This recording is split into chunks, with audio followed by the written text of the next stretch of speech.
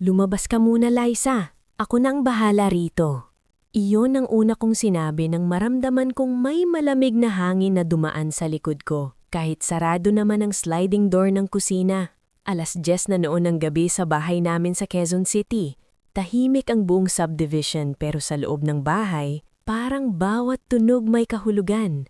Ang mahinang ugong ng inverter aircon mula sa second floor, ang patak ng gripo sa dirty kitchen, ang mahinang kalansing ng kutsarang iniwan sa lababo. At sa gitna ng katahimikang iyon, nandoon siya. Si Selena, ang katulong ng asawa ko.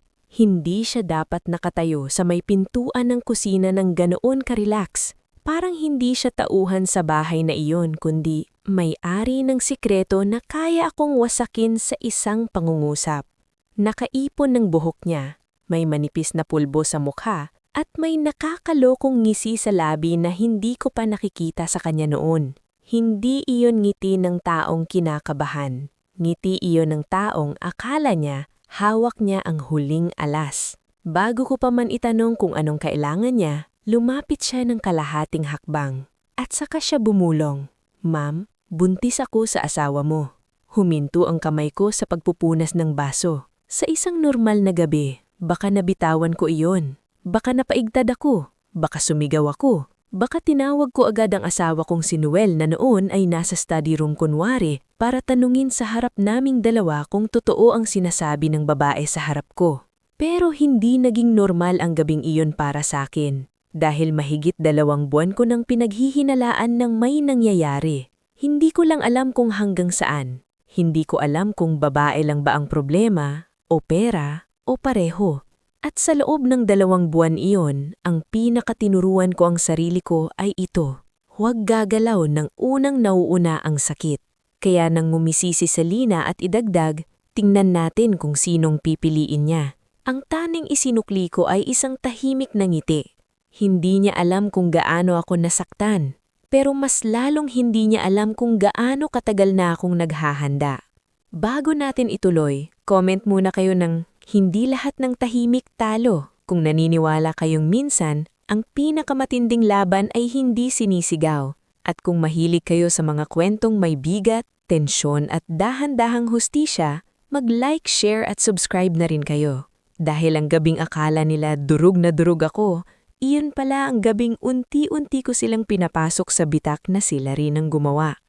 Ako si Mireya Santillan, 34 na taong gulang. At kung may isang bagay na madalas sabihin sa akin ng mga tao, ito raw iyon. Napakahinahon mo. Hindi nila alam, ang hinahon ko hindi regalo. Pinaghirapan ko iyon. Pinulbos ako ng buhay bago ko natutunang huminga ng dahan-dahan kahit nanginginig na ang loob ko. Hindi ako yung tipong palamura o mabilis manugod. Lumaki ako sa Tarlac, sa bahay na mahina ang bentilador kapag brownout at malakas ang sermon kapag may pagkakamali ka. Tinuruan akong magtiis, magtrabaho, at magbasa ng ugali ng tao bago maglabas ng salita. Nang mapangasawa ko si Noel, akala ko sapat na ang sipag at bait para maging payapa ang buhay may asawa. Mali pala. Si Noel ay 36, maayos manamik, mabango sa unang tingin, magaling kausap ang tao. Yung tipong kahit mali na, parang ikaw pa ang mahihiyang magtanong dahil sa ayos niyang magpaliwanag. Siya ang humawak ng operations sa maliit naming family supply business. Ako ang nasa finance at vendor relations. Pinaghirapan naming itayo iyon mula sa 2 delivery van, 3 empleyado, at pautang na halos ikahiya kong tanggapin noon sa biyanan kong si Aling Nena. Noong una, akala ko normal lang na lumalayo siya, na pagod lang, na maraming problema sa negosyo, na baka may pinagdaraanan. Pero ang maliliit na bagay kapag pinagsama-sama mo nagiging anino. May ilang gabing sobrang bait niya na halos scripted. May ilang umagang ayaw niyang iwan bukas ang telepono niya. May ilang linggong ang cash advances sa office ay tumataas pero hindi tumutugma sa deliveries. At si Selena, na 2 taon nang katulong sa bahay, biglang nag-iba ang kilos. Hindi siya burara, pero biglang naging sobrang maingat. Hindi siya madaldal, pero biglang tumitigil kapag papasok ako sa kusina. Hindi siya palaayos ng sarili, Pero may mga araw na may lipstick siya kahit wala naman kaming bisita. Napansin ko rin ang pinakaayaw kong aminin. Masyado ng kumpante si Noel sa presensya niya. Noong una, sinabihan ko ang sarili kong huwag maging mapaghinala. Ayokong maging klaseng asawa na bawat kibot, mali siya. Ayokong mamuhay sa paranoia. Pero hindi rin ako tanga. Kaya 2 linggo bago ang gabing iyon, nagsimula akong magtabi ng maliliit na detalye. Hindi screenshot ng sweet messages. Wala akong ganon. Mas maingat sila roon kung meron man. Ang tinabi ko ay mas tahimik. Mga kopya ng delivery receipts na may pirma ni Noel sa petsang sinabi niyang nasa Bulacan siya. Pero summaries na may kakaibang allowance line. At higit sa lahat, isang petty cash reimbursement na nakapangalan sa taong hindi dapat kasama sa transaction flow namin. Selena Bautista. Nang makita ko ang pangalan niya sa office records, hindi ako agad nagtanong. Doon nagsimula ang tunay kong kaba. Dahil kung may access ang pangalan niya sa pera, ibig sabihin may ginagawang mas malalim si Noel kesa simpleng pagtataksil. "Bakit ka nakangiti, ma'am?" tanong ni Selena nung gabing iyon, bahagyang tumingala, halatang inaasahan niyang pagsabog ko. Inilapag ko ng maayos ang baso sa dish rack. Saka ko siya tinignan ng diretsyo. "Dapat ba umiiyak ako?" tanong ko. Sandali siyang natigilan, pero agad ding nakabawi. Hindi ko naman po kasalanan kung saan siya masaya. Ang kapal. Sa dibdib ko parang may kumuyom, hindi dahil sa selos lang, kundi dahil sa paraan niya ng pagsasalita. Hindi iyon tunog ng babae na nabiktima rin. Tunog iyon ng taong matagal nang kinakausap, pinapangakuan at pinalalakas ang loob. "Nasaan si Noel?" tanong ko. "Sa taas po, pero baka mas magandang pag-usapan niyo na lang bukas. Baka po kasi mataas masyadong emosyon ninyo." Noong mga sandaling iyon ko napatunayan ng kutob ko. Hindi siya lumapit para umamin. Lumapit siya para itulak ako. Parang may script na silang dalawa. Ipapasok sa isip ko ang kahihiyan, sasabihin ng pagbubuntis, hahayaang ako ang unang sumabog. At kapag sumabog ako, doon nila ako gagawing unstable, selosa, marahas, o hindi na fit para humawak sa bahay at negosyo. At ang masama, mukhang hindi lang reputasyon ko ang habol nila. May narinig akong mahinang lagutok mula sa 2nd floor. Parang sadyang nagpahuli ng yabag. Nandoon si Noel, nakikinig. Hinahayaan ang katulong niyang magsimula ng gulo habang hinihintay niya marahil na ako ang wawala. Hindi ko ibinigay sa kanila iyon. Lumapit ako kay Selena hanggang 1 depana lang ang pagitan namin. Naaamoy ko ang halimuyak ng fabric conditioner sa uniforme niya. May halo pang mumurahing pabango na matamis at nakakasuslasok. Inulungan ako. "Congratulations!" sabi ko ng payapa. Nawala ang isang hibla ng tiwala sa mukha niya. Po? Kung totoo man yan, congratulations!" Napalunok siya. Hindi iyon ang gusto niyang marinig. Kinuha ko ang cellphone ko sa ibabaw ng ref, pinatay ang screen at isinuksok ulit sa bulsa ng saya ko. Hindi para magpanggap, kundi para huwag nilang isipin na natataranta ako. Pagkatapos, saka ko sinabi ang linyang hindi niya inaasahan. "Sabihin mo kay Noel, bukas ng umaga, kailangan naming mag-usap. At sabihin mo rin sa kanya, dalhin niya lahat ng kopya ng delivery logs ng huling 3 buwan." Doon siya tuluyang naputla. Hindi dahil nasaktan ko ang ego niya, kundi dahil mali ang larong inakala niyang linalaro ko. At ang unang pagkakataon sa gabing iyon, ako ang nakakita ng takot sa mukha niya. Dahil alam ko ang pagbubuntis niya, totoo man o hindi, ay simula lang.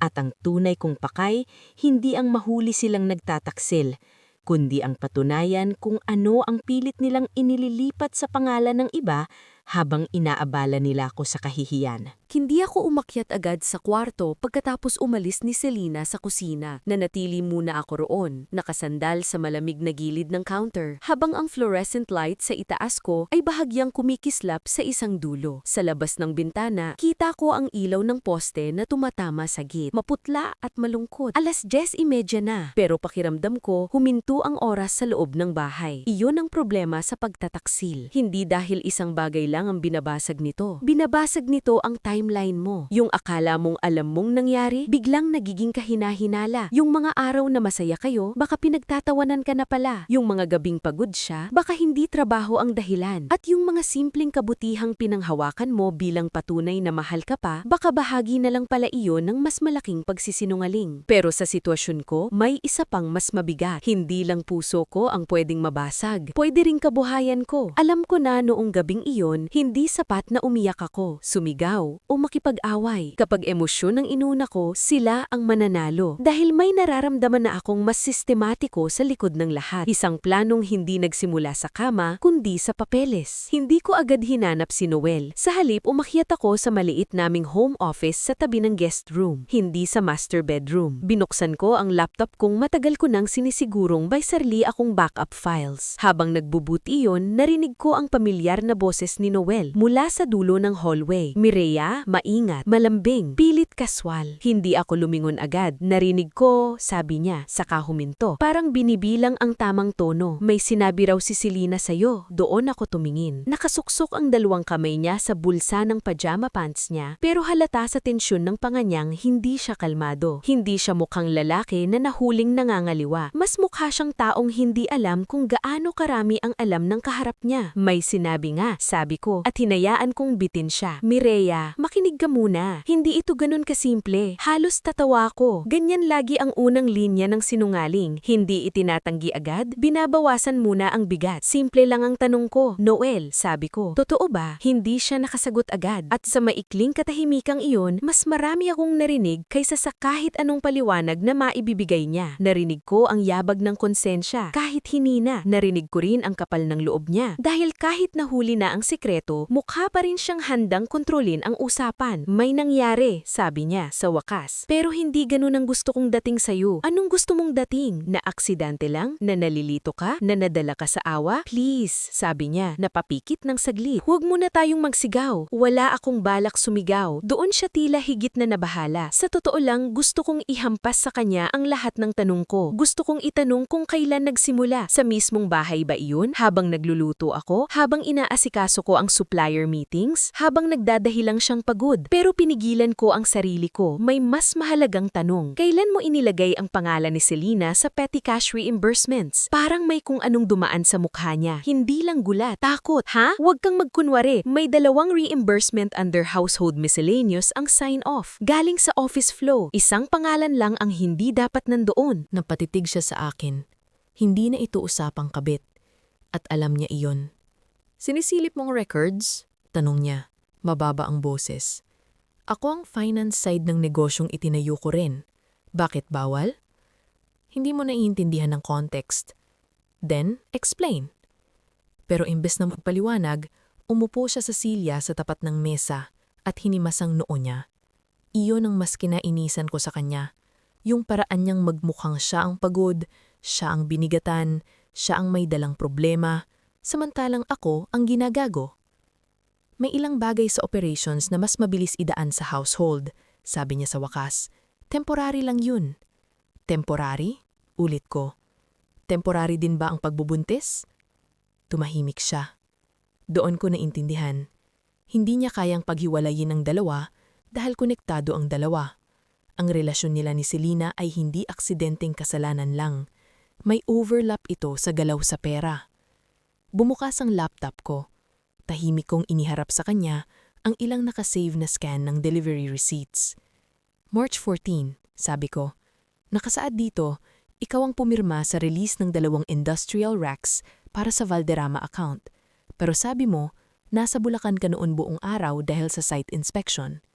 Baka nauna yung pirma. March 22, may warehouse allowance ulit. April 2, transportation adjustment. April 11, household emergency cash release. Tinapik ko ang pangalan sa screen. Lahat may reference pattern. Lahat pinadaan sa linya na hindi naman dati ginagamit. Hindi pa rin siya sumasagot. At doon nagsimulang lumakas ang kabog ng dibdib ko. Hindi sa takot, sa kumpirmasyon. May ginagawa silang mas malaki. Nagpaplano ba kayong paalisin ako sa bahay na ito? Diretsahan kong tanong. Bigla siyang tumingala. Ano? Huwag mong lokohin, Noel. Hindi ako nagtatanong dahil paranoid ako. Nagtatanong ako dahil may inihahandang galaw. At gusto kong marinig mula sa bibig mo kung gaano ka nakalalim dito. Napakagat siya sa loob ng pingingin niya. Gawin niya iyon kapag napipikon. Mireya, pagod lang tayo pareho. Hindi ito dapat dinadaan sa hinala. No, dinadaan ito sa ebidensya. Nagkatitingan kami. Sa sandaling iyon, dalawang version ng buhay ko ang sabay na tumayo sa harap ko. Yung isang ako, ang asawang minsang naniniwalang maayos pa sa mahinahong usap ang lahat, at yung bagong ako, ang babaeng nakikitang may pattern sa likod ng mga butas sa kwento ng asawa niya. Naalala ko pa kung paano nagsimula si Selena sa bahay. Pinsan daw siya ng dati naming labandera mula Nueva Ecija. Tahimik, mahinhin, marunong sa gawaing bahay. Wala raw mapuntahan sa Maynila. Ako pang pumayag na tatuluyin siya dahil naaawa ako. Ako pang bumili ng unang desenteng tsinelas niya. Ako pang nagpagawa ng salamin niya dahil sumasakit ulo niya kapag nagwawalis sa akpon. Ngayon, nakatayo ang alaala kong iyon sa tapat ng babaeng namumisi sa akin sa kusina at sinabing buntis siya sa asawa ko. Hindi ko alam kung alin ang mas masakit, ang pagtataksil ni Noel o ang pakiramdam na ako mismo ang nagbukas ng pinto sa taong gagamitin laban sa akin. Bukas, sabi ko, pupunta ako sa office at kukunin ko ang original vouchers, logs at cash release files. Mireya, at isa pa, putol ko, mula ngayong gabi, huwag kayong gagawa ng kahit anong galaw sa records dahil kung may mawala, mabago o mapunit man lang na isang dokumento, hindi na ito usapang mag-asawa. Pinagbabantahan mo ba ako? Hindi. Pinapaalala ko lang sa'yo na may hangganan ng pagtitimpi ko. Tumayo siya. Ayokong palakihin mo ito. Sa wakas, narinig ko na rin ang totoong takot niya. Ngumiti ako ng bahagya. Late ka na dyan. Hindi na siya nagsalita. Lumabas siya ng office, pero bago tuluyang magsara ang pinto, narinig ko ang mahinang buntong hininga niya. Hindi iyon hininga ng nagsisisi. Hininga iyon ng taong napipilitang baguhin ang plano. Pagkaalis niya, bunuksan ko ang isang folder sa laptop ko na ilang linggo nang pinapangalanang household variances. Nandoon ang scans, notes, dates, at mga obserbasyon ko. Sa pinakailalim, may isang litrato ng voucher na halos hindi ko pinansin nung una. Pero ngayong malinaw na sa akin ang direksyon ng gulo, tumingkad iyon. Isang emergency release form na hindi lang may pangalan ni Selena, may initial ding sa gilid, RM. At iisa lang ang kilala kong gumagamit ng initial na iyon sa internal records. Rogelio Manansala, ang dati naming bookkeeper na kusang nag-resign 3 buwan na ang nakakalipas. Doon ko nalaman na mas maluma pa pala ang kwento kaysa sa inaakala ko. At ang pagbubuntis na ibinunaga sa akin nung gabing iyon, baka yun palang ang pangharang para hindi ko sundan ang trail ng pera. Maaga akong nagising kinabukasan, pero ang totoo, hindi naman talaga ako nakatulog. Bandang 5:00 ng umaga, habang madilim pa ang langit at kulay abo pa lang ang bintana ng kwarto, bumangon ako ng maingat. Hindi ko na hinintay magising si Noel. Sa totoo lang, hindi ko alam kung natulog ba siya sa tabi ko o lumabas ulit ng kwarto sa madaling araw.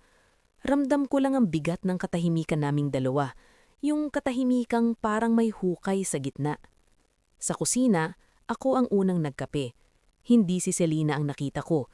Ang pumalit sa umagang iyon ay si Liza, ang reliever na pinapapasok paminsan-minsan kapag may day off si Selena. Nakatitig siya sa akin na parang may gustong itanong pero hindi niya itinuloy. Marahil may napansin na rin siya sa tensyon ng bahay. Ma'am, pandesal po? Maingat niyang tanong. Hindi na, salamat. Habang humihigop ako ng kape, naamoy ko ang mantikang galing sa pinipritong itlog, ang bagong saing na kanin at ang halimuyak ng plancha mula sa service area. Ang bahay na dating ordinaryo lang sa akin, biglang naging parang entablado. Lahat may pwesto, lahat may posibleng saksi, lahat may nalalaman. Bumaba si Noel pasado 6:00. Nakapolo na agad, parang nagmamadaling mauna sa office. Hindi niya ako tiningnan sa unang ilang segundo. Tuwid siyang lumapit sa dining table, nagbukas ng phone, saka nagsabing, "May meeting ako ng 9:00. "Maganda," sagot ko. "Makakasabay kita." Doon lang siya tumingin. "Hindi na kailangan." "Talaga? Ako ang may access sa finance cabinet. Pwede kong ipakuha." "Noel," sabi ko, saka ako maingat na ibinaba ang tasa. Hindi na tayo nasa parteng pwede mo pang i-manage ang sasabihin at makikita ko. Napakuyom ang panga niya, hindi na siya kumain. Maya-maya, dumaan si Selena sa may dining area. Nakaayos na siya pero hindi na tulad ng yabang niya kagabi ang mukha niya. Iba ang kabang nasa mata niya mayon. Hindi siya makatingin ng diretso sa akin. Totoo kaya ang sinasabi niyang kuntis siya? Posible, pero mula nung nakita ko ang pattern sa records, hindi ko na iyon tinitingnan bilang sentro ng gulo. Iyon ay pressure point na ginamit sa tamang oras. Bago kami umalis, may ginawa akong tila maliit pero matagal ko nang pinag-isipan. Tinawagan ko ang office admin. "Cora," sabi ko, "walang maglalabas ng vouchers, ledgers at original release files hanggang hindi ako dumarating. Kahit si Sir Noel, pakiusap, sabihan mong instruction ko." Tahimik siya sa kabilang linya. "Ma'am, may problema po ba?" "Meron, at ayokong ikaw ang maipit. Gawin mo lang yan." Isa si Cora sa mga taong hindi madaldal pero marunong tumingin. 7 taon na siya sa amin. Alam niyang kapag ako ang tumawag ng ganun kaaga, hindi yun simpleng inis. Pagsapit namin sa office sa Balintawag, ramdam ko agad ang pagbabago ng hangin. Hindi literal, kondisyon ng tingin ng mga tao. May kaba, may pag-iwas, may pagtitimpi. Tulad ng bahay, naging entablado rin ang opisina at gaya ng bahay, may mga taong masyadong marunong umate. Pumasok ako diretso sa accounting room. Sumunod si Noel pero hindi na niya ako pinigilan. Siguro alam niyang mas magmumukha lang siyang kahina-hinala. Naandun na si Cora, hawak ang susi ng filing cabinet. "Ma'am," sabi niya, bahagyang naninginig ang boses. "Eto po yung last 3 months na vouchers, hindi ko po ginalaw." "Salamat." Habang inilalapag niya ang mga folder, napansin kong may kulang sa upper tray. Nasaan ang April support releases? Saglit siyang natigil. "Nandun po dapat, ma'am. Kagabi kumpleto pa yan." Lumingon ako kay Noel. Hindi siya nagsalita. "Cora," sabi ko, nang mahinahon, "sino ang huling humawak sa cabinet?" Nag-alanganin siya. "Kagabi po bago umuwi, pinabuksan ni Sir Noel para raw sa supplier copy." "Anong oras?" "Mga bandang 6:30 po." Iyon ang oras na sinabi ni Noel sa akin kagabi na stuck siya sa traffic sa NLEX connector. Minsan, hindi mo kailangan ng malaking revelasyon. Kailangan mo lang ng 2 simpleng salitang hindi nagtutugma. Nagsimula kaming maghanap ng missing file. Doon pumasak sa kwarto si Daisy, ang kapatid ni Noel. Hindi ko siya inaasahang kakampi kailanman. Tahimik lang siya noon, madalas iwasan ng pamilya kapag may gusot. Pero sa araw na iyon, iba ang itsura niya. Maputla, halatang puyat, parang buong gabi ring nag-isip. "Mireya," sabi niya, "pwede ba tayong mag-usap saglit?" Gusto sanang iwasan ng loob ko dahil sa maraming taon, lagi siyang nasa gilid lang. Hindi kontrabida pero hindi rin tagapagtanggol. Isa siya sa mga taong nakikinig pero ayaw makialam. At sa mga ganitong laban, minsan mas masakit pa ang neutral. "Ano yon?" Malamig kong tanong. Sumulyap siya kay Noel saka sa akin. "Hindi dito." Lumabas kami sa lumang pantry sa likod ng office. Amoy 3-in-1 coffee at lumang papel doon. May mahinang ugong ng electric fan sa sulok at sa labas ng jalousie window, maririnig ang busina lang truck na nagde-deliver sa katabing bodega. "May alam ka?" Tanong ko agad. Huminga siya ng malalim. "May duda lang ako dati. Ngayon sigurado na." "Sa alin?" "May pinapapirma si kuya sa akin mga 2 buwan nang nakakaraan. Authorization daw para sa temporary asset use dahil mag-a-adjust daw ang business structure." "Pinirmahan mo?" "Hindi." Napaluha siya agad pero pinigilan niya. "Kasi nabasa ko, May line doon na parang kapag umalis ka raw sa conjugal residence voluntarily, pwedeng i-realign ng operational control under interim household trustee. Nanlamig ang likod ko. Hindi iyon dokumentong ginagawa dahil may kabit ka lang. Ginagawa iyon kapag may plano kang palabasun ng asawa mong legal nga may bahagi sa kabuhayan ay kusang umurong. Nasaan ang papel? Tanong ko. Wala sa akin. Tinanggihan ko. Nagalit si kuya. Bakit ngayon mo lang sinasabi? Yumuko siya. Dahil duwag ako. At dahil naniwala akong baka business lang talaga.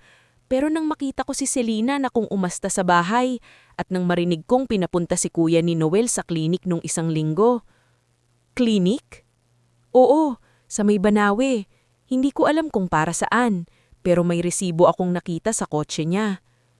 Doon na halos nagdikit-dikit ang piraso. Clinic, cash releases, pangangatog ni Selena kagabi pagkatapos kong banggitin ng lugs, at ang pagkawala ng April support files sa cabinet ngayong umaga. Hindi lang nila gustong saktan ako. Gusto nila akong itulak sa puntong ako mismo ang magmumukhang may kasalanan sa sariling pag-alis. May isa pa, sabi ni Daisy, halos pabulong. Si kuya, may kinausap na dating bookkeeper, si Rogelio. Nanikip ang dibdib ko. Sigurado ka? Tumanggo siya. Narinig ko sa telepono niya. Sinabi pa niya na basta maipasok nang malinis, hindi siya maghahabol. Hindi ko alam buong context noon, pero ngayon hindi na ako nagdududa. Tumahimik ako. Sa wakas, may isang tao ring umamin na may nakita siyang hindi tama. Hindi siya bayani, hindi siya biglang kakampi na perpekto, pero may function ang paglabas niya sa dilim, moral mirror. Pinakita niya sa akin na hindi ako nababaliw, na may mga taong nakakita rin, natakot lang. Pagbalik namin sa accounting room, dala ko na ang panibagong bigat at panibagong linaw. Hindi ko pa hawak ang lahat ng patunay, kulang pa ang chain. Kailangan ko pa ng original clinic record, ng access history, ng testimony kung paano pinadaan ang reimbursements, at ng missing support releases.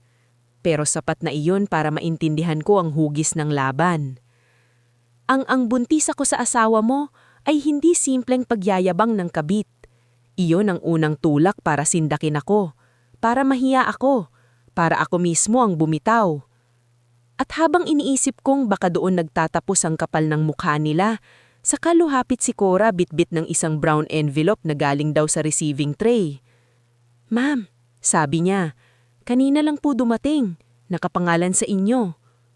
Binuksan ko iyon, at sa unang tingin pa lang sa laman, alam kong mas malalim pa pala ang plano nila kaysa sa inaakala ko. Dahil nasa loob ang draft ng isang kasunduan, hindi pa pirmado pero handa nang ipaabot sa akin, na para bang kusa akong sasang-ayon na umurong sa bahay at sa operasyon para sa katahimikan ng lahat. At sa ibaba ng pahina may nakalagay ng petsa. Ibig sabihin, hindi lang nila akong pinaghandaan. Sinit na nila ang araw na gusto nila akong tuluyang tanggalin. May mga pagkakataon sa buhay na mas delikado ang tahimik na umaga kaysa sa gabing puno ng sigaw. Pagkatapos kong mabasa ang draft ng kasunduan sa loob ng brown envelope, hindi ako agad nagsalita. Hindi ko rin agad hinarap si Noel.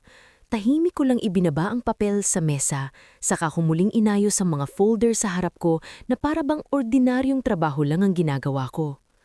Pero sa loob ko may dalawang magkasalungat na boses na sabay na lumalakas. Ang una, iyong sugatan asawa. Ibahagi mo na, ilabas mo na, ipakita mo na agad sa lahat ng empleyado kung gaano sila kakapal ang mukha. Iharap mo si Noel sa sarili niyang kapatid. Ipaalam mo sa suppliers, sa abogado, sa barangay, sa buong pamilya nila na habang abala silang palabasing marupok ka, matagal ka na pala nilang pinaplanong alisin sa bahay at negosyo. Pero may isa pang boses.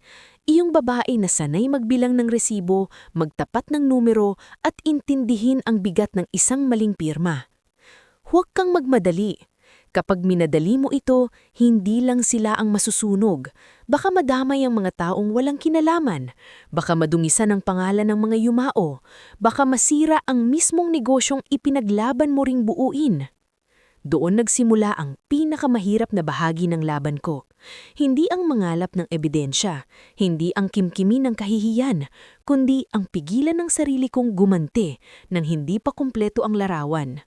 Dahil habang hawak ko ang draft na iyon, malinaw sa akin ang isang bagay. Hindi ito simpleng usapang mag-asawa na hahanto sa hiwalayan at iyakan.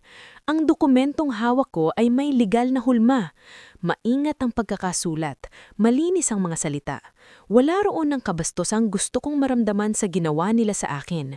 Ang nakalagay ay mga linyang parang para sa maayos na pag-aayos, temporary residence adjustment, voluntary transition, operational stabilization. Parang pabor pa sa akin ang tono. Pero iyon ang pinakamasamang klase ng panluloko, iyong tinatakpan ng maayos na gramar at formal na salita ang tunay na layunin. Hindi pa ako pumipirma sa kahit ano noon, pero malinaw na sa akin ang gusto nilang mangyari. Maduwag ako, mapagod, masindak sa kahihiyan, saka kusa akong umurong.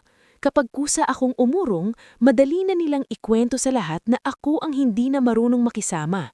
Ako ang lumayo, ako ang hindi kinaya ang sitwasyon. At sa likod ng bersyong iyon, ililipat nila ng ililipat ang kontrol hanggang sa maging normal na lang sa lahat na wala na ako sa pwesto. Mireya. Boses iyon ni Noel sa may pinto ng accounting room. Hindi ako agad lumingon. Tinupi ko munang maayos ang draft agreement, saka ko isinuksok sa transparent envelope ko kasama ng ibang hawak kong vouchers. Ano? Malamig kong tanong. Hindi ba tayo nag-uusap? Huminga siya ng malalim saka lumapit ng 2 hakbang. Ramdam ko ang mga tingin ni Cora at ng 2 accounting staff sa likod ko. Hindi sila sumisingit, pero alam kong bawat kilos namin nakikita nila. Sa conference room, sabi niya. Sumunod ako pero hindi dahil gusto ko siyang bigyan ng private moment. Sumunod ako dahil gusto kong marinig kung gaano kabuo ang script na nga sa isip niya. Pagpasok naming 2 sa conference room, agad niyang isinara ang pinto. Malamig ang aircon doon at may amoy ng lumang whiteboard marker at kape mula sa meeting kanina ng procurement team. Umupo siya sa dulo ng mesa. Ako naman ay nanatiling nakatayo ng ilang segundo bago ko hinila ang upuan ko sa kabilang side. Ano ba talaga ang gusto mo? Napatingin ako sa kanya. Nakakatawa minsan ng mga taong nahuhuli. Sila ang may malaking pagkakasala, pero sila pa ang marunong magtanong na parang sila ang naliligaw. Ako? Ulit ko? Ako ang tinatanong mo kung ano ang gusto ko? Hindi ito makakatulong sa business, sabi niya. Halatang piniling huwag banggitin si Selena. Kapag lumaki ito, baka maapektuhan lahat. Empleyado, suppliers, accounts, hindi lang tayo. Doon ako natahimik dahil iyon ang mismong dahilan kung bakit pinipigilan ko ang sarili ko. Tama siya sa isang bahagi. Kapag sinabog ko ito ng hindi ayos ang proseso, hindi lang sila at si Selena ang tatamaan. May mga delivery boys na naghihintay ng sweldo. May accounting clerk na walang kinalaman sa kababuhihan nilang dalawa. May pangalan ng biyananan kong si Aling Nena na nakadikit pa rin sa ilan ng dating registration at supplier introductions. Babae iyong minsang tumulong sa akin nung nagsisimula pa lang kami. Hindi siya perpekto. May mga panahon ding kampi siya sa anak niya, pero hindi niya deserve na matapos ang alaala niya sa isang gulo na may bahid ng falsified records at kabit. Iyon ang moral dilemma ko. May kapangyarihan akong sumabog, pero kapag sinabog ko ito ng hindi ayos ang proseso, baka ako rin ang maging dahilan kung bakit magkakandalitsi-litsi ang lahat. Ayaw mo lang lumaki dahil alam mong totoo. Huwag mo nang dagdagan. Mag-usap tayo ng maayos. Maayos? Natawa ako ng mahina. Habang yung katulong mo o kabit mo o kung ano man ang tawag mo sa kanya lumapit sa akin kagabi para sabihing buntis siya sa'yo, habang may draft agreement ng handang ipaabot para palabasing kusang aalis ako, habang may nawawalang files ngayong umaga. Bigla niyang tinukod ang 2 siko niya sa mesa. Hindi ko sinabing tama ang lahat. Pero gusto mong patahimikin ko. Wala siyang naisagot. Doon ko nakita ang totoo. Hindi siya nagsisisi dahil nasaktan niya ako. Nataranta siya dahil nahuli ko ang pattern. At kapag nahuli mo na ang pattern ng isang sinungaling, kahit gaano siya kahusay magsalita, nagsisimula ng mabutas ang persona niya. Mireya, sabi niya pagkaraan ng ilang segundo, mas mababa na ang boses. May mga bagay na hindi mo pa alam. Then enlighten me. Hindi mo pwedeng ilatag lahat dito. Hindi mo pwedeng ilatag dahil may laban sa'yo. Tumayo siya. Hindi lahat ng galaw ko laban sa'yo. Talaga? Tanong ko. Yung temporary asset use, yung operational control, yung paggamit sa household staff sa reimbursements, para saan lahat iyon? Charity? Namula ang tenga niya. Senyales iyon na napipiko na siya. Minsan kasi, sabi niya, kailangan kong gumawa ng paraan para hindi tuluyang bumagsak ang negosyo. Negosyo o imahe mo? Hindi na siya sumagot. Doon ko naintindihan ng isa pang peraso. May problema sa operations na mas matagal na kaysa sa pagtataksil. Posibleng may maling diskarte siya sa pera, sa inventory, sa releases, at ang relasyon niya kay Selena ay naging parehong kahinaan at kasangkapan. Ang pagbubuntis, totoo man o hindi, ay maaaring ginamit para mapabilis ang plano. Paglabas ko ng conference room, nandun pa rin si Daisy sa may hallway. Nakatayo siya sa tabi ng water dispenser, hawak ng isang basong hindi naman niya iniinom. Kita sa mukha niyang naghihintay siya ng senyales kung dapat ba siyang lumapit o manahimik. Ate, mahinang tawag niya. Sa unang pagkakataon, hindi niya ako tinawag sa pangalan ko. Ate.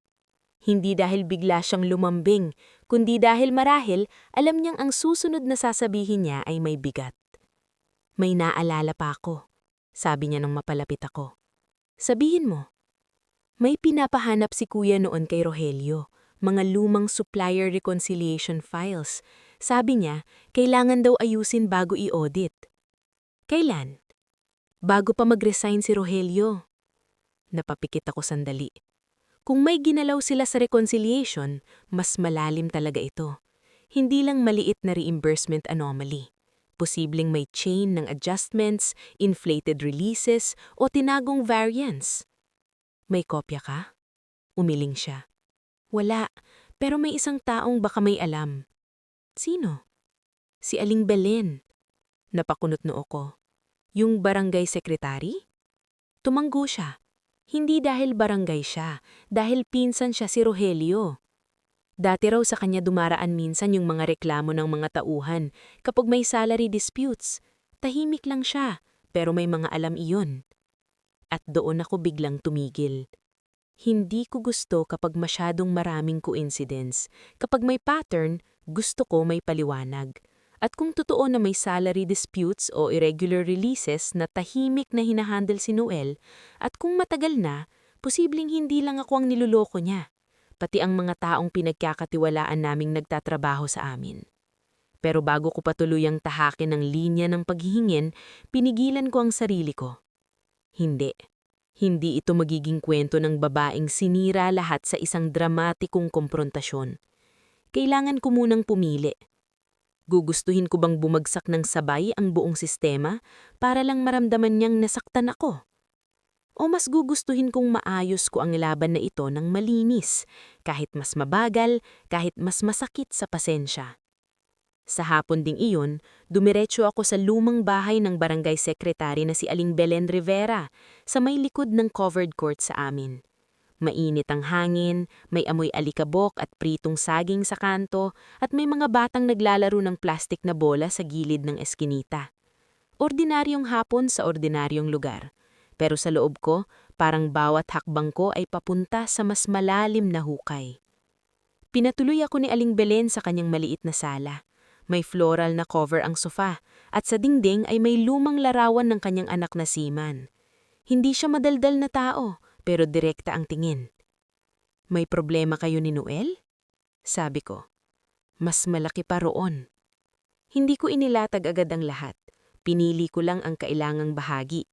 Ang missing files, ang pangalan ni Rogelio, ang household reimbursements, ang draft agreement. Tahimik siyang nakinig.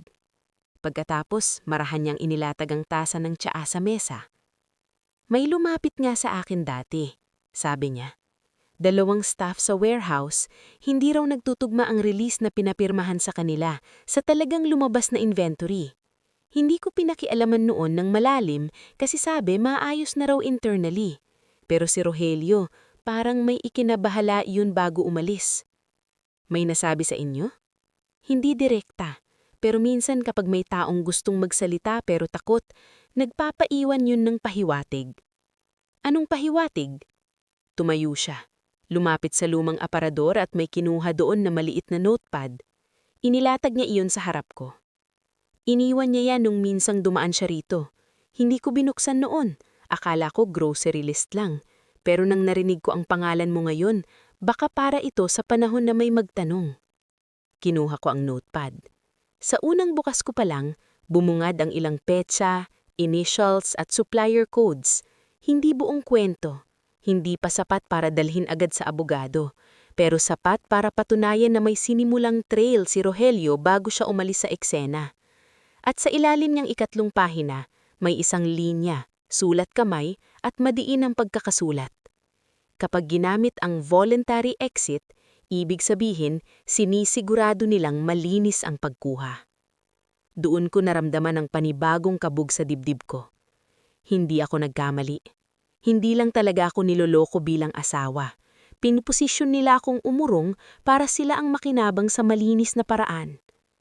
At doon din dumating ang pinakamabigat na tanong. Kapag dumating ang tamang oras, handa ba akong lumaban nang hindi ko nidadamay ang mga taong minsang naging mabuti sa akin? Handa ba akong ilabas ang totoo kahit may pangalan ng yumakaw, ng kapatid at ng mga empleyadong takot lang ang masasabit sa ingay? Hawak ko ang notepad na iyon na parang pumutol sa huling natitirang ilusyon ko tungkol sa asawa ko. At sa unang pagkakataon simula nung sabihin ni Selena na buntis sila, hindi na ako galit lang. Naging malinaw ako. At kapag malinaw ka na, mas delikado ka kaysa kahit sinong umiiyak. Hindi ako umuwi agad pagkatapos kong makipagkita kay Aling Belen. Nag-ikot muna ako sa loob ng sasakyan ko, nakaparada sa gilid ng kalsada sa tapat ng closed na vulcanizing shop. Nakapatay ang makina, bukas ng bahagya ang bintana. Papalubog na ang araw noon, at ang langit ay may halo ng maruming kahel at abo. Sa malayo, rinig ang tahol ng aso at ang malakas na tawa ng ilang tambay sa basketball court. Ordinaryong ingay ng hapon sa barangay. Pero sa loob ng kotse ko, parang masyadong malinaw ang lahat. Ang notepad ni Rogelio ay nasa kandungan ko. Hindi iyon dramatika na ebidensyang sapat para ipadamtot agad si Noel o ibagsak si Selena sa isang iglap. At marahil iyon ang pinakaimportante. Dahil ang totoong laban, hindi laging panalo sa isang pasabog. Madalas, nananalo ka sa tahimik na pagputol sa mga ugat na kinakabitan ng kalaban mo. Doon ko pinili ang unang tunay na galaw ko. Hindi pera, hindi eskandalo, proseso. Kung ginagamit nila ang system sa negosyo, ang records, ang signatories, ang access at confidence ng mga tao para ipihit ng dahan-dahan ng kontrol palayo sa akin, hindi ako uunang sisigaw. Uunahan ko silang higpitan ang mismong daan na ginagamit nila. Tahimik akong tumawag kay Attorney Salve Dizon, ang corporate and family lawyer na minsan nang nag-ayos ng supplier dispute para sa anin 2 taon na ang nakaraan. Hindi siya tsismosa, hindi siya palaboses. At iyon ang dahilan kung bakit siya ang una kong pinili. Attorney, sabi ko nang sumagot siya, may kailangan akong ipa-review at hindi ko pa gustong magsampa agad. Gusto ko munang siguraduhin ang exposure. May immediate risk ba? Tanong niya agad. Meron. Posibleng unauthorized internal transfers, manipulated operational control language, at marital conflict na ginagamit na pang-pressure sa asset positioning.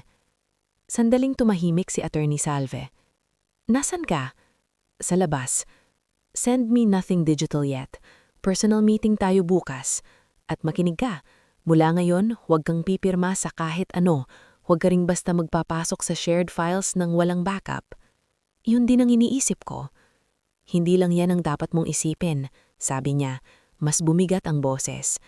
Kapag may gumagamit ng words like voluntary exit at operational stabilization habang may marital breakdown, posibleng may narrative na binubuo. Ang laban dyan, hindi pa dalos-dalos. Chain muna. Chain. Iyon din ang salitang paulit-ulit kong iniikot sa isip ko. Chain of proof.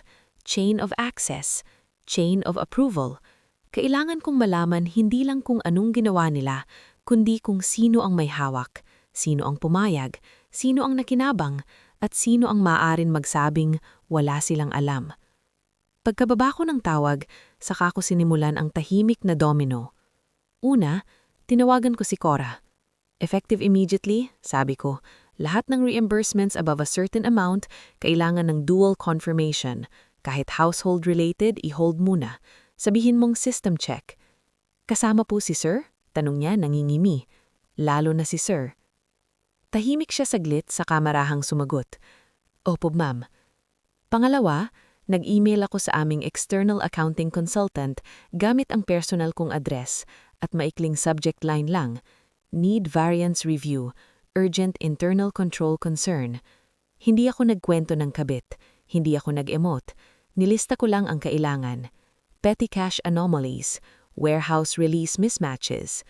Access history sa cabinet logs. At reconciliation irregularities over the last 3 months.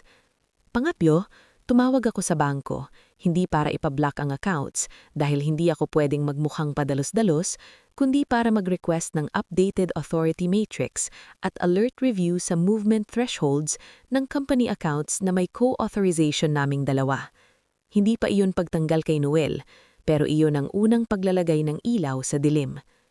Pag-uwi ko ng gabing iyon, wala si Noel sa sala. Nasa kwarto raw, sabi ni Liza, na maingat pa ring umiilag sa mata ko. Si Selena naman ay hindi ko nakita. Nakapagsabi raw sa guard na sasalit sa klinik. Klinik na naman. Gusto kong sanang sundan ang linya na iyon agad, pero hindi. Ayokong masayang ang lakas ko sa habulan ng wala pang matibay na batayan. Hindi pa iyon ang tamang power move. Pumasok ako sa kwarto at nadatnan kong si Noel na nakaupo sa gilid ng kama. Hawak niya ang telepono niya. Nang makita niya ako, agad niyang iyong iniharap ng pabaliktad sa kama. Napakaliit na kilos, pero maraming sinasabi. Nasaan ka? Tanong niya. Halos kaswal kunwari. Sa labas. Anong ginawa mo? Huminga. Hindi niya nagustuhan ang sagot ko. Kita sa bahagyang paghigpit ng hawak niya sa telepono. Mireya, ayokong gawin nating giyera ito. Matagal mo nang ginawang giyera, Noel. Ang kaibaan lang, ngayon ko na alam ang mapa. Tumayo siya. Ano ma talagang gusto mong mangyari? Katotohanan. Hindi sapat ang katotohanan minsan. Napatingin ako sa kanya.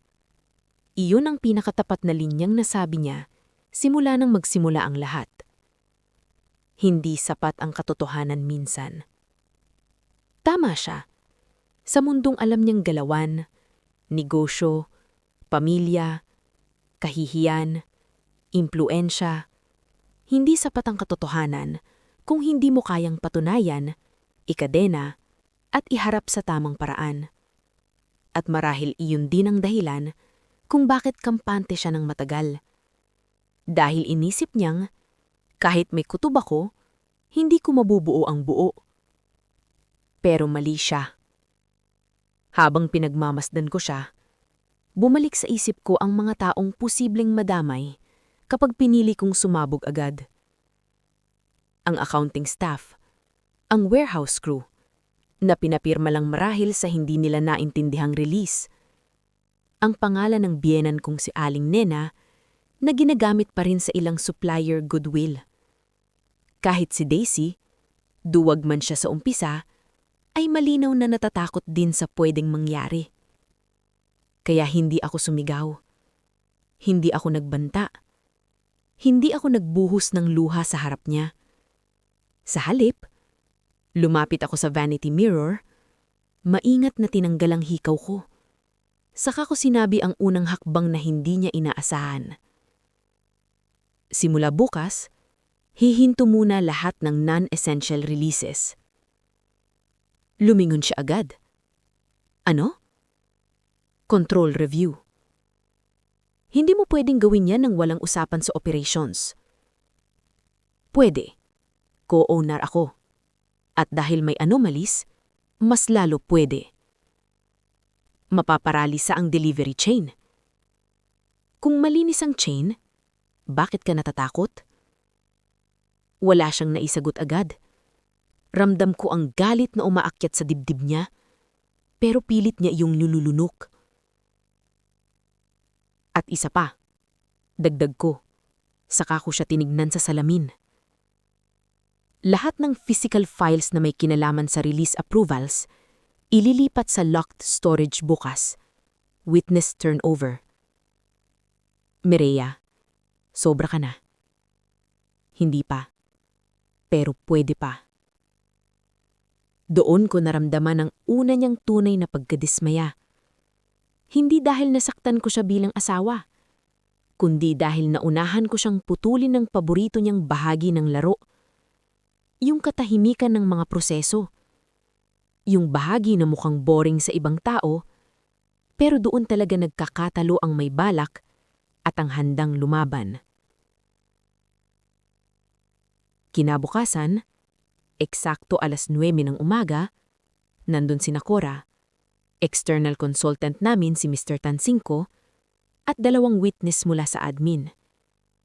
Wala akong ginawang eksena, wala akong inaway, wala akong ibinuyag na personal na detalye. Isa-isa lang naming nilog ang pagkuha, pagsil, at paglipat ng records. At habang ginagawa iyon, may nangyaring hindi niisahan ni Noel. Tumawag mula sa isa sa pinakamalaki naming supplier sa Valenzuela. Routine follow-up raw tungkol sa delayed confirmation ng 2 prior releases. Hindi ko pinansin noon ang ganitong klasing tawag. Karaniwang sa operations na yun napupunta. Pero dahil naka-control review kami, ako ang nag-verify. At doon lumitaw ang unang malinis na consequence. Hindi nagtutugma ang kanilang kopya sa hawak naming internal reference number. Ibig sabihin, may isa sa 2 bagay ang totoo. May duplicate manipulation o may sinadyang maling pag-reference para maitago ang tunay na nature ng release. Tahimik kong tinapos ang tawag, saka ko inilagay sa yellow pad ang isang simpleng note. Freeze discretionary supplier adjustments, pending trace review. Iyon ang simple power move ko. Walang sigaw, walang sampalan, walang dramatic na konfrontasyon sa harap ng staff. Pero sa sandaling iyon, alam kong may naputol na akong linya na ginagamit nila. At ang mas mahalaga, hindi lang si Noel ang nakaramdam. Pati ang mga taong umaasa sa mabilis at hindi nasisilip na galaw, biglang napatigil. Bandang tanghali, pumasok sa office si Selena. Hindi siya naka-uniforme. Naka-blouse siya at simpleng slacks. Parang hindi katulong, kundi taong gustong mukhang may lugar sa loob ng gusot. Hindi agad ako tumayo. Hinayaan ko muna siyang lumapit sa reception. Ma'am Mireya? Tawag niya. Lumingon ng ibang staff. Tahimik kong sinara ang folder sa harap ko. Saka ko siya tinignan. Hindi siya kasing tapang ng gabing nasa kusina siya. May pawis sa sentido niya. May panginginig sa isang kamay. Pero may bakas pa rin ng kapal ng loob. Yung tipong naniniwalang may hawak pa rin siyang alas. May kailangan ka? Tanong ko. Pwede po ba tayong mag-usap? Dito mo sabihin. Personal kasi. Totoo? Parang kagabi hindi mo naman inisip kung personal yun. Namula ang mukha niya. May ilang empleyadong nagkunwaring abala, pero halatang nakikinig. Huminga siya ng malalim. Hindi ko po kasi inaasahan na mapupunta sa ganito. Doon ko siya inobserbahan ng mabuti. Hindi ito babae na biglang nahulog sa pag-ibig at nadala sa emosyon. Ito ay taong pumasok sa larong inakala niyang kontrolado. At ngayong nagsisimula ng gumalaw ang mga proseso, doon siya unang nahihirapan. Hindi ko pa siya sinisira. Pinatigil ko lang ang pinto na ginagamit nila. At sa laban na ito, minsan, sapat na ang isang pintong isinara mo para mag-echo ang takot sa buong bahay. Hindi ko pinatuloy si Selena sa office ko. Hinayaan ko siyang tumayo sa may reception area, sa gilid ng glass divider kung saan kita niya ang loob pero hindi niya kayang sakupin ang espasyo. Ayokong bigyan siya ng eksena na pwede niyang baliktarin pagkatapos. Hindi ito usapang kusina kung saan pwede siyang umarte na api. Nasa lugar kami ng records, oras at saksi. Sabihin mo rito, ulit ko. Napakadat siya sa labi, saka sumulyap sa paligid. Baka po may makarinig. May narinig na ako kagabi. Ituloy mo. Nagsara siya ng mga mata sandali. Parang nilalamon ng hiya o galit o takot. Hindi ko alam kung alin doon ang totoo. Pagmulat niya, namula ang ilong niya. Pero ang napansin ko, hindi iyon mukha ng babaeng nagdurusa sa konsensya. Mas mukhang iyong tao na hindi inaasahang hindi gumagana ang script. Hindi ko po gustong masira ang lahat, sabi niya. Pero okay lang na akong masira? Umiling siya agad. Hindi po ganon. Then what is it, Selena? Sa wakas, sinabi rin niyang isang bagay na kahit paano'y may silbi. May pinangako po sa akin. Tahimik ang buong reception. Kahit ang dating maingay na printer sa gilid, tila tumigil pa sa maling oras. Anong pinangako? Tanong ko. Hindi siya agad sumagot. Sa halip, tumingin siya sa likod ko. Kay Noel, nakararating lang at nakatayo na ngayon sa may pinto ng hallway. Doon ko nakita ang isa pang piraso ng katotohanan. Hindi siya malakas kapag wala ang gabay niya. Ang yabang niya, hiniram lang. Sabihin mo, utos ko. Muling tumingin sa akin si Selena, na hindi niya ako pababayaan. Halos mapapikit ako sa inis. Iyan ang linya ng libu-libong babae na pinaniwala ng lalaking marunong magsinungaling. Pero hindi na ako interesado sa romansa nila, totoo man iyon o ginamit lang. Hindi iyan sapat. May usapan din po sa bahay. Anong bahay? Saglit siyang natigilan. Mali, nagkamali siya ng salita.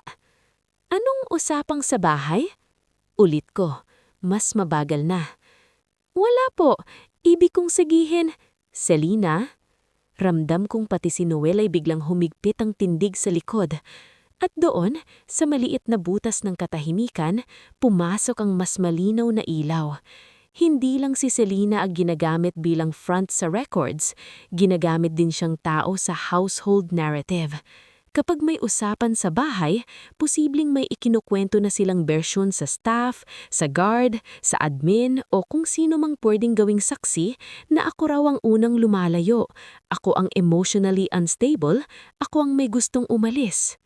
Lumabas ka muna, sabi ni Noel mula sa likod, pero hindi ko na siya pinansin. Klinik. Tumigil siya. Kailan ka dinala sa klinik? Dahan-dahan siyang humarap. Hindi siya nakasagot at ang katahimikan niya na yun ang unang mas malakas na sagot kaysa sa lahat ng drama niya. Kailan? Ulit ko. Last week po. Hinaan ang sagot niya. Sino ang kasama mo? Tumingin siya kay Noel. Hindi na niya kailangang sagutin. Kita na. Anong klinik? Mireya, tama na. Putol ni Noel. Hindi pa ako tapos. Lumingon ako kay Selena. May hawak ka bang record? Umiling siya agad. Wala po sa akin. Hindi ko alam kung totoong may pagbubuntis o ginagamit lang nilang posibilidad nito bilang panakot. Pero may isang bagay akong sigurado. May dahilan kung bakit klinik ang napuntahan nila at bakit hindi nila inaasahang itatanong ko iyon sa ganitong paraan. Pagkaalis ni Selena, hinarap ko si Noel sa wakas. Kailan pa ninyo ikinukwento sa iba na kusa akong aalis? Hindi ganyan ang nangyari. Really? Because that sounded practiced. Pinapalala mo na naman. Hindi ko pinalalala. Binubuo ko lang ang timeline na sinira mo. Hindi na siya sumagot. At iyon ang isa sa mga pinakagustong-gusto kong sandali sa buong gulo naming dalawa. Hindi dahil masaya kung wala siyang masabi, kundi dahil kitang-kita kong nagsisimula ng bumigay ang kontrol niya sa daloy ng kwento. Pero may isa pang mas mabigat na bagsak na naghihintay sa akin. Bandang hapon, dumating si Mr. Tansingco, ang external consultant namin, dala ang initial variance notes niya. Hindi pa kumpleto. Wala pang final audit trail, pero may isang section doon na agad nagpasikip ng dibdib ko. "Ma'am," sabi niya habang nakaupo kami sa maliit na meeting room kasama si Cora. "May pattern po ng reimbursements at release references na parang hindi isolated. At may ilang entries na ang approving notes ay may parehong phrasing kahit magkakaibang tao raw ang nag-initiate." "Copied language?" Tanong ko. "Opo, at may isa ka." Inilapit niya ang papel. "May lumang adjustments po na nagsimula pa bago ang 3 months. Gaano katagal?" "Tinatayang 7 buwan." 7 buwan. Umikot ang paningin ko sandali. Hindi dahil hilo ako, kundi dahil may sabay-sabay na sumalpok sa isip ko. 7 buwan. Ibig sabihin, nagsimula ito bago ko pa mapansin ang pagbabago kay Selena, bago pa niya lakasan ang loob niyang ngumisi sa kusina, bago pa maging hayagan ang pag-iwas ni Noel sa telepono niya. Ibig sabihin, may mas luma pang disenyo sa ilalim ng lahat. "May nag-sign ng intentional layering," dagdag ni Mr. Tansingco. "Parang may maliliit na test entries muna, then bigger exposures later." Mga test entry. Iyon ang para akong nalamig. Iyon ang ginagawa ng taong sinusubukan kung hanggang saan siya makakalusot bago siya lumaki ng galaw. Hindi bigla ang pagkakamali, hindi nadala ng emosyon, hindi simpleng affair na sinabayan ng kalituhan. Pinag-aralan nila ang puwang, sinukat nila ang tsansa, at nung kumpiyansa na silang hindi ko agad makikita, saka sila naging mas agresibo. "May mapuputol pa ba tayo?" Tanong ko. Tumanggo siya. "Meron po. Kapag mag-i-implement kayo ng stricter approval pathway, mahihirapan silang ipasok ang discretionary adjustments. Pero may risk din." "Anong risk?" "Kapag may involved na malapit sa loob, pwede silang magpanik, baka magbura, baka magtago, baka gumawa ng bagong narrative." Narrative. Iyon na naman ang salitang bumabalik. Pagkatapos ng meeting, nanatili akong mag-isa sa silid. Sa labas, rinig ang mahihinang yabag ng staff at ang tikatik ng keyboard mula sa admin area. Nasa harap ko ang variance notes, ang notepad ni Rogelio at ang kopya ng draft agreement. Parang 3 salamin na sabay-sabay ipinapakita ang mukha ng kasinungalingan.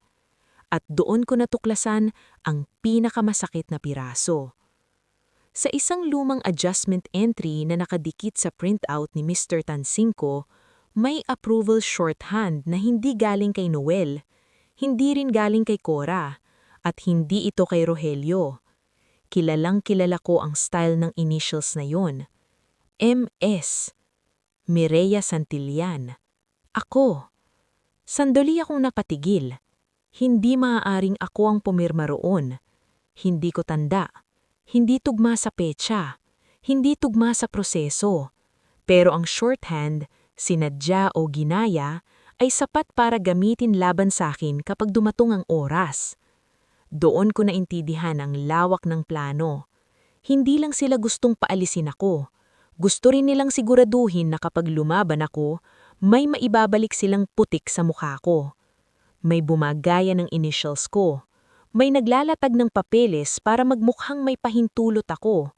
May gumagawa ng kwento sa bahay na ako ang kusang umahalis. At sa unang pagkakataon sa buong laban na ito, naramdaman ko ang uri ng takot na hindi tungkol sa hiwalayan, hindi tungkol sa kabit, at hindi tungkol sa kahihiyan.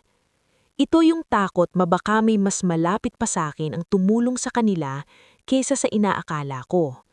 Dahil para maggamit ang shorthand ko ng ganyan, para magmukhang natural, para mailusot sa ilang buwan, may isang tao roon na matagal nang nakatingin sa paraang ng pagtatrabaho ko. At kung tama ang hinala ko, hindi pa natatapos ang listahan ng nagtaksil sa akin. Hindi lahat ng pagguho may kasamang sigaw. May mga pagbabsak na nagsisimula sa simpleng hindi na mapaliwanag ang mga numero, sa mga taong unti-unting umiiwas sa tanong, sa mga dating kampante na biglang nagiging maingat magsalita. At iyon mismo ang nangyari sa mga sumunod na araw matapos kong makita ang shorthand na ginaya sa initials ko. Hindi na ako nag-aksaya ng oras sa pakikipagtalo kay Noel ng paulit-ulit. Wala nang saysay ang mga linyang, hindi mo pa alam ang lahat, o maayos pa natin ito, dahil ang mga ganyang pangungusap para na lang iyong manipis na kumot na pilit ikinukubli sa sirang bubong. Kahit anong ayos, tuloy pa rin ang tulo. Ang una kong ginawa ay hindi magsumbong sa buong angkan. Hindi rin ako nag-post ng cryptic na parinig. Hindi ako nanghingi ng kampe mula sa mga tiyahin, pinsan at kapitbahay. Sa halip, binalikan ko ang pinakaayaw kong katotohanan. Kapag may gumamit sa initials ko, hindi iyon basta-basta aksidenteng panggagaya. May access iyon sa lumang pirma ko. May access iyon sa paraan ko ng pag-annotate sa vouchers. May access iyon sa loob. Ibig sabihin, may ikalawang pagtataksil. At doon nagsimula ang mini-midpoint na hindi ko inaasahang mas sasakit pa kaysa sa kabit. Tinawagan ko si Cora, si Mr. Tansinko at si Attorney Salve para sa isang closed-door records review sa opisina kinabukasan. Hindi malaking pulong, hindi dramatikong konfrontasyon. 4 lang kaming nasa meeting room, kasama ang photocopies ng selected entries, approval logs at comparative handwriting markers mula sa dati kong annotated files. Malamig ang meeting room noon, pero pinagpapawisan ako sa palad. Hindi dahil takot akong lumabas ang totoo, kundi dahil handa akong masaktan sa totoo. Ma'am, sabi ni Mr. Tansinko habang inilalatag ang 4 na printout, kung literal na handwriting comparison ang pag-uusapan, hindi tayo pwedeng mag-conclude agad, pero operationally, may pattern.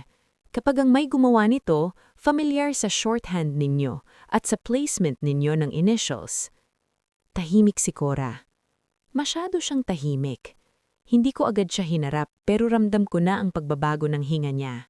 Iyong klase ng hinga ng taong gusto nang umamin pero pilit pang nagdadalawang isip kung gaano karaming sarili ang isusuko niya.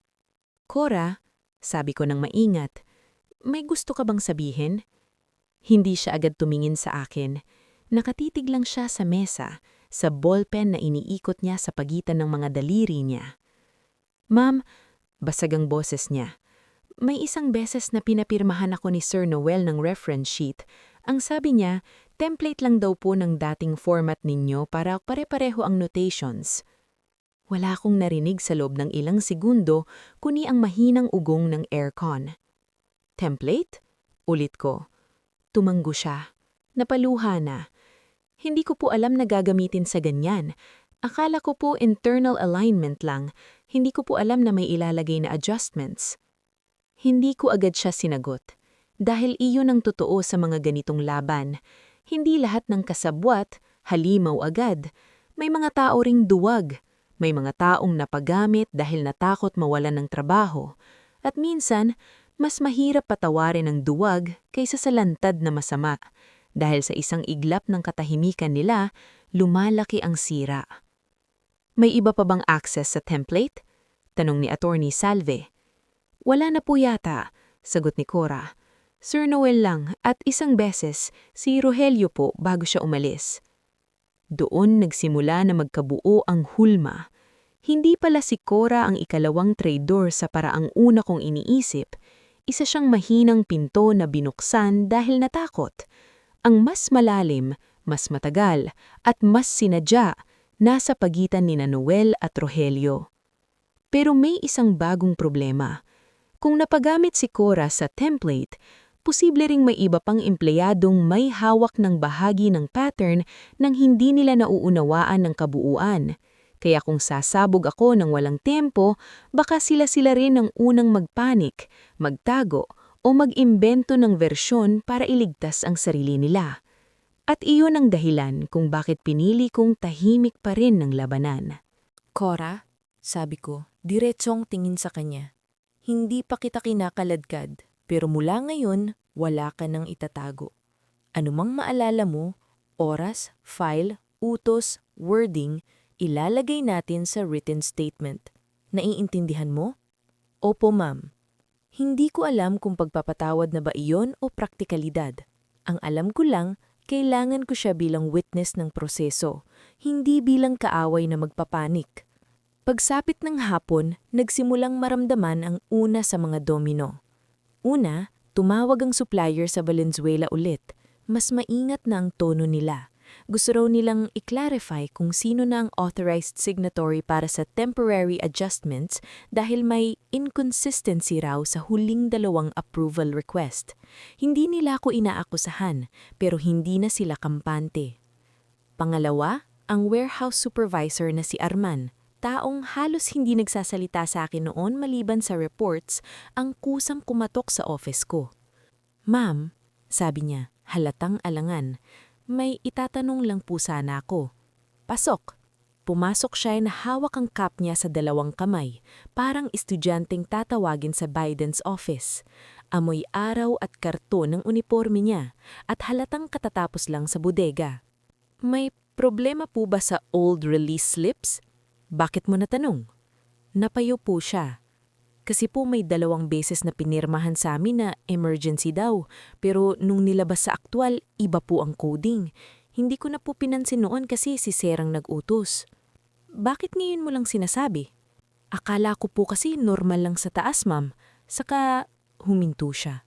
"May naririnig po kami sa warehouse na baka magpalit na raw ng may hawak sa bahay at negosyo, na may ibang aayusin na raw." Selena, Noel, at ang narrative na dahan-dahan nilang itinanim. "Sinong nagsabi sa inyo?" tanong ko. "Hindi po direkta pero may mga pahaging po si Selena pag napapadaan ha office noon.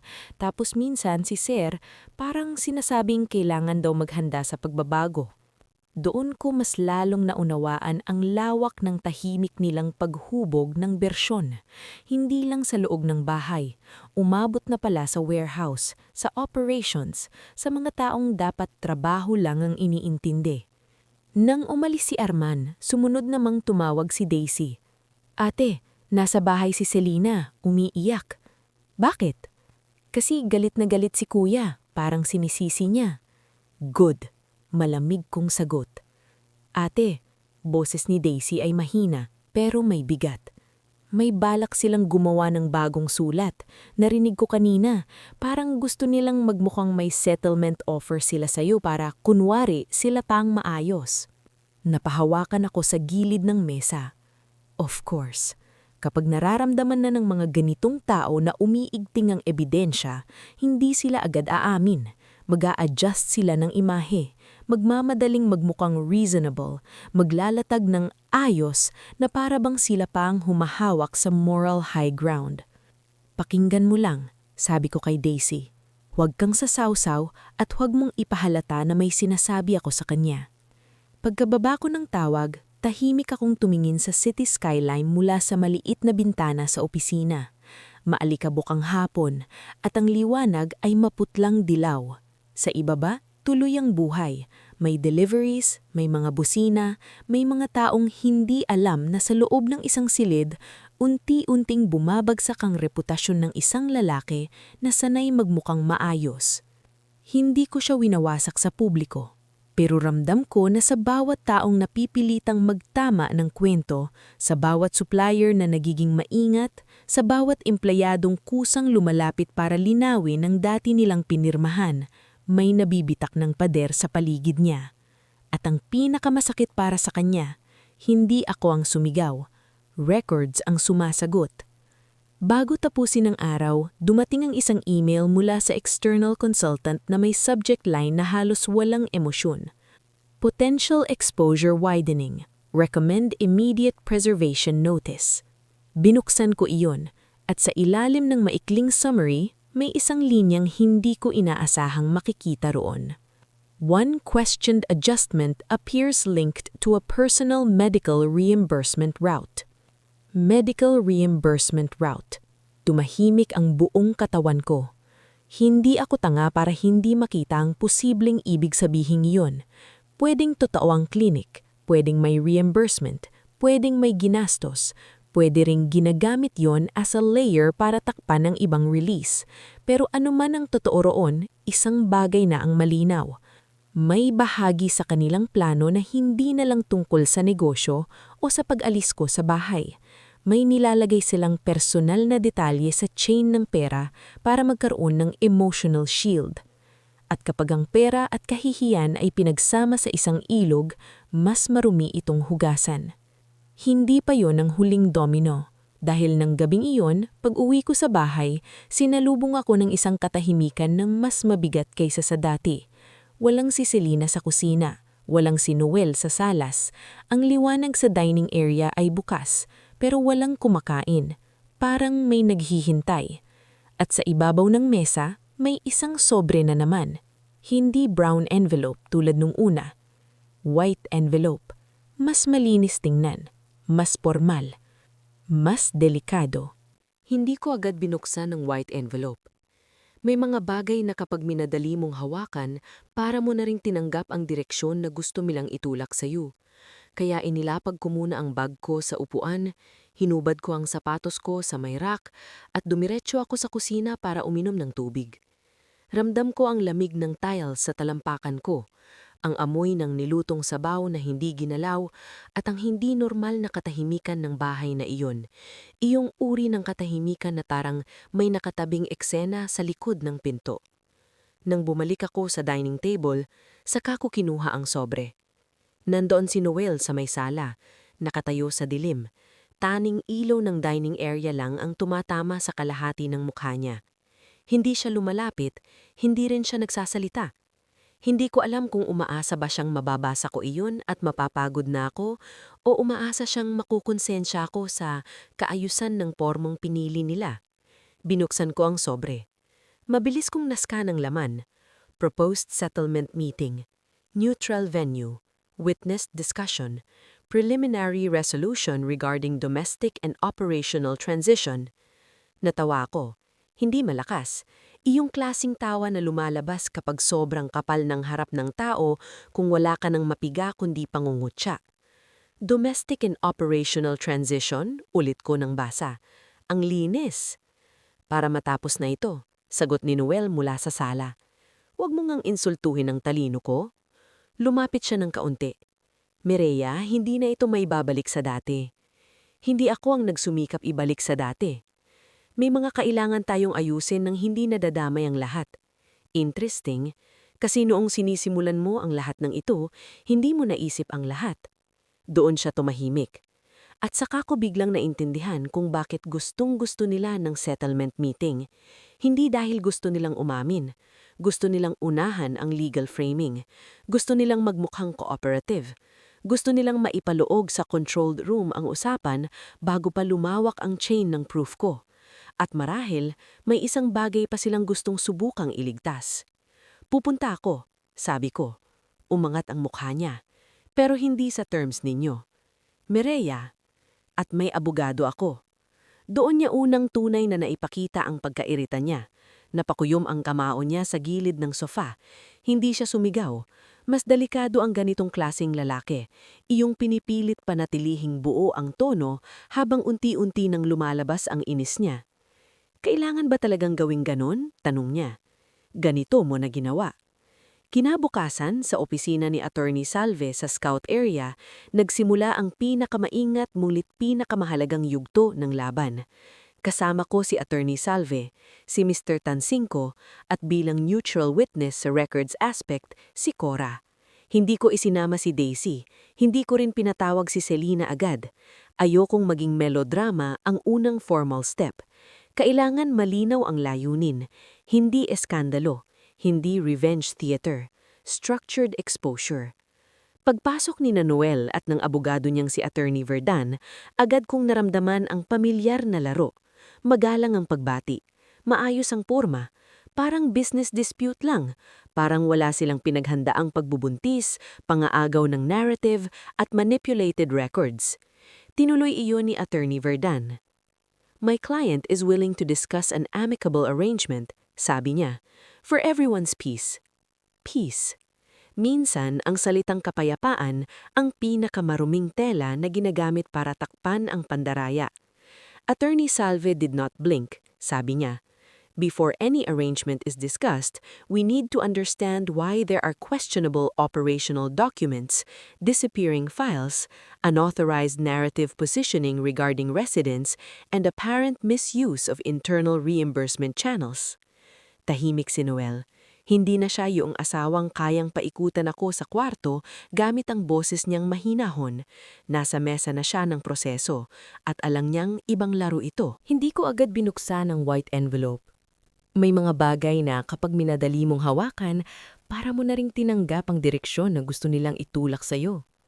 Kaya inilapag ko muna ang bag ko sa upuan.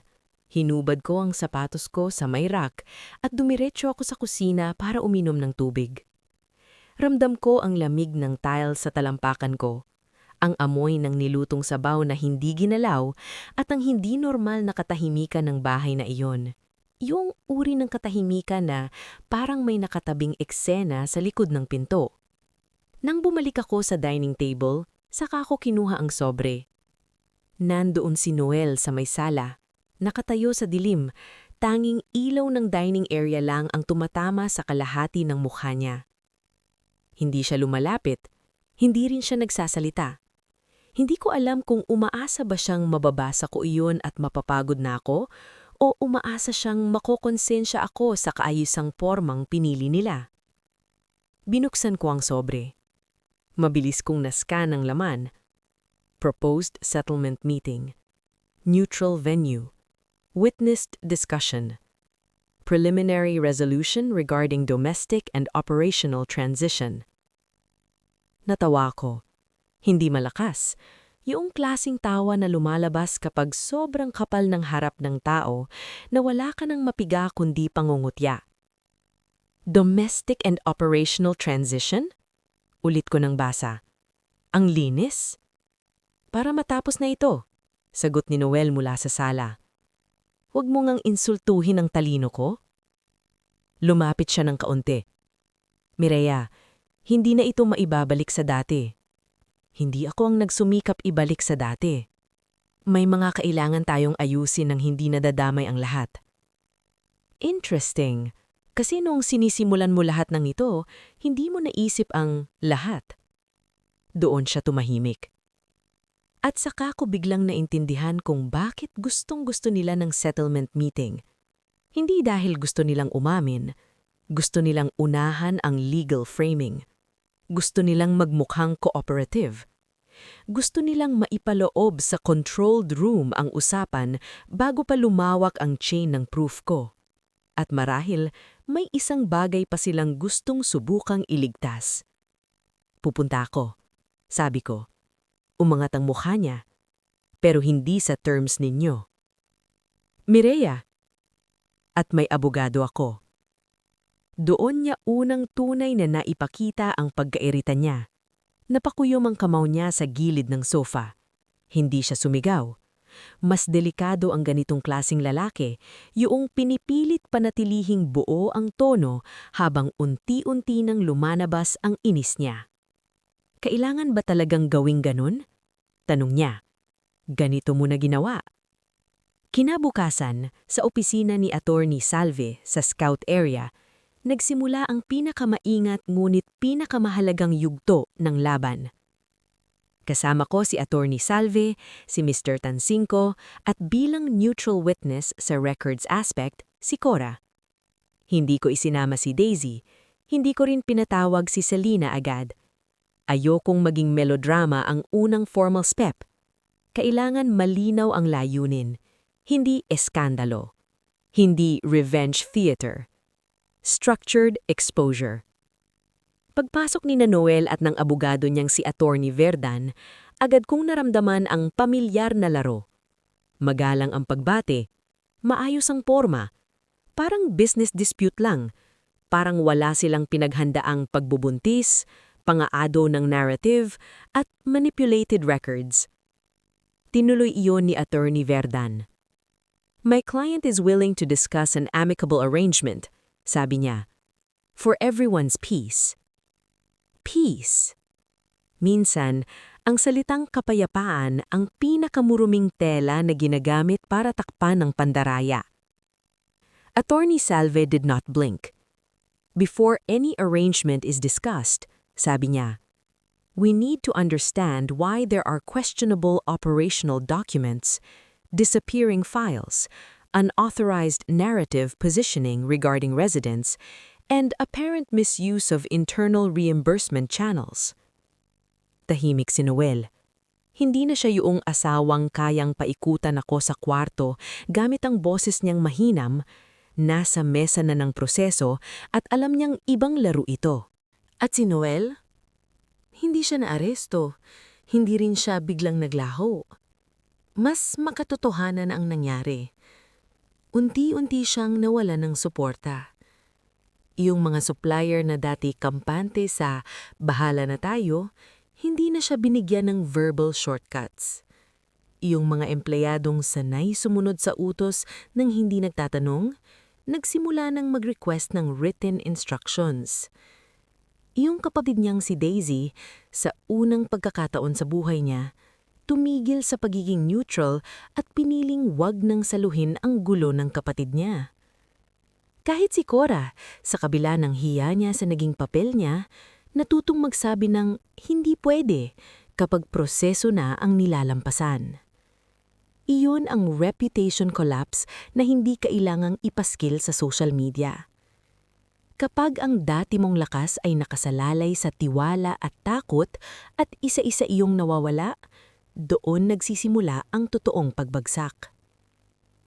May isang hapon, halos isang buwan mula nang sabihin sa akin ni Selena sa kusina na buntis siya, mag-isa akong bumalik sa dining area ng bahay. Pareho pa rin ang mesa, pareho pa rin ang ilaw, pareho pa rin ang tunog ng ref, pero iba na ang pakiramdam. Hindi na ito bahay na unti-unti akong isinasalaysay palabas. Ito na ulit ang espasyong hindi kailangang sumigaw para maramdamang akin ang katahimikan. Doon ako umupo, humawak sa tasa ng kape, at sa wakas, saka ako umiyak. Hindi dahil gusto ko pa silang habulin, hindi dahil umaasa pa akong babalik ang dati, kundi dahil may mga laban talagang sa dulo mo palang pinapayagang maramdaman ng bigat. Iniyakan ko ang oras na nawala. Ang tiwalang hindi na mababalik. Ang sarili kong matagal nagtimpe nang hindi alam ang buong dahilan kung bakit siya pinapahina. Pero sa gitna ng iyak na iyon, may kakaibang ginhawa. Dahil sa unang pagkakataon, hindi na ako umiiyak dahil talo ako. Umiiyak ako dahil tapos na akong magduda sa sarili ko. At iyon ang lesson na hindi pa tayo nagagawa sa mga dati kong kwento. Hindi lahat ng hustisya ay nasa pagpapahiya. Minsan, ang pinakamalinis na ganti ay ang maibalik sa tamang lugar ang katotohanan, proseso at hangganan nang hindi mo sinisira ang sarili mo para lang maparusahan sila. Matagal akong naniniwala noon na ang lakas ng babae ay nasa pagtitiis, na kapag mas tahimik ka, mas marangal ka, na kapag mas mahinahon ka, mas mabuti kang tao. Pero hindi iyon buo. Ang totoong lakas, natutunan ko, ay hindi lang pagtitiis. Ang totoong lakas ay alam mo kung kailan ka titigil maging tahimik na pabor sa iba. Alam mo kung kailan ka hindi papayag na isulat ng ibang tao ang kwento ng buhay mo. At alam mo kung kailan mo pipiliing ayusin ang nasira, hindi dahil mahal mo pa sila, kundi dahil mahal mo na ang sarili mong hindi na dapat mapunta ulit sa ganoong sitwasyon. Kung may natutunan man ako sa gabing lumapit sa akin si Selena na nakangisi at nagsabing, "Buntis ako sa asawa mo." Ito iyon. Hindi lahat ng laban sinasagot sa mismong linyang ibinato sa iyo.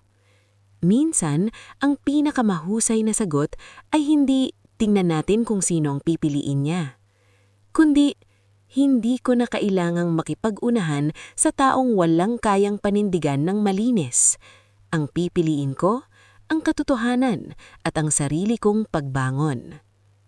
At kung nakaabot ka hanggang dito, comment mo ang salitang hangganan kung naniniwala kang hindi kahinaan ang tumigil sa pananahimik kapag ginagamit na iyon laban sa iyo. Like, share at subscribe kung gusto mo pa ng mga kwentong hindi lang masakit, kundi may aral, bigat at hustisyang hindi minadali. Dahil minsan, ang pinakaimportanteng pagtatapos ay hindi yung durog ang kalaban, kundi yung buo ka pa rin kahit pagkatapos ng lahat.